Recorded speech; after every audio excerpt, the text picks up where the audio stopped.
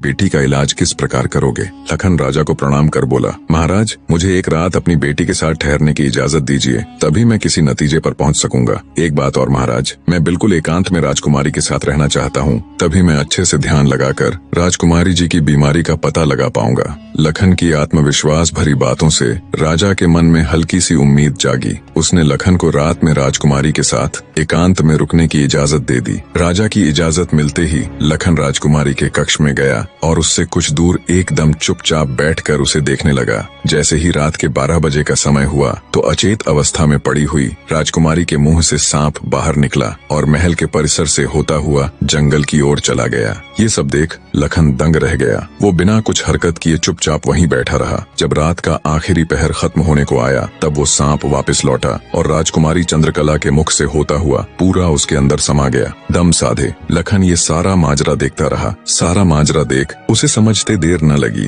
कि राजकुमारी की सारी बीमारी की जड़ ये सांप ही है। सुबह हुई तो राजा चंद्रसेन डर और बेसब्री के मिश्रित भावों के साथ लंबे लंबे कदम रखता हुआ अपने मंत्री के साथ राजकुमारी के कमरे में आया और बेसब्री से उसने लखन से पूछा, बताओ लड़के, तुम किस नतीजे पर पहुँचे? क्या मेरी बेटी ठीक हो जाएगी? लखन बोला, महाराज मुझे राजकुमारी की बीमारी का पता चल गया है और ईश्वर ने चाहा तो वो जरूर ठीक हो जाएगी। आप मुझे एक रात का समय और दीजिए और मेरे लिए एक तलवार, एक मिट्टी से भरी हुई बड़ी सी बाल्टी का इंतजाम कर दीजिए। लखन की बात सुन राजा को बहुत सुकून मिला। उसने मंत्री को लखन के द्वारा मांगा गया सारा सामान उसे देने का निर्देश दिया। अब सभी को इंतजार था तो बस रात का।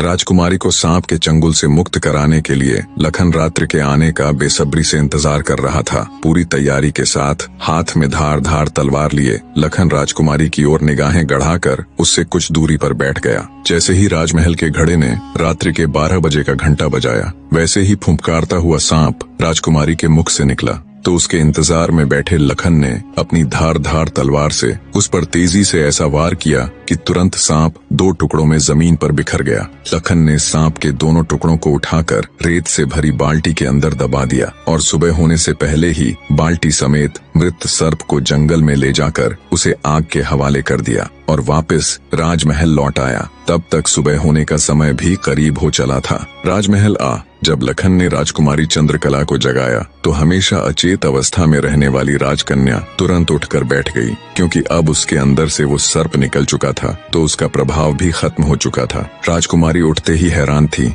उसे ऐसा लग रहा था जैसे पता नहीं वो कितने सालों से नींद में थी। जब लखन ने राजकुमारी से उसके स्वास्थ्य के बारे में पूछा तो अचंभित राजकुमारी ने अपने आप को बिल्कुल ठीक बताया। तब तक सुबह भी हो चुकी थी। उधर राजा भी पूरी रात सोया नहीं था। उसे बस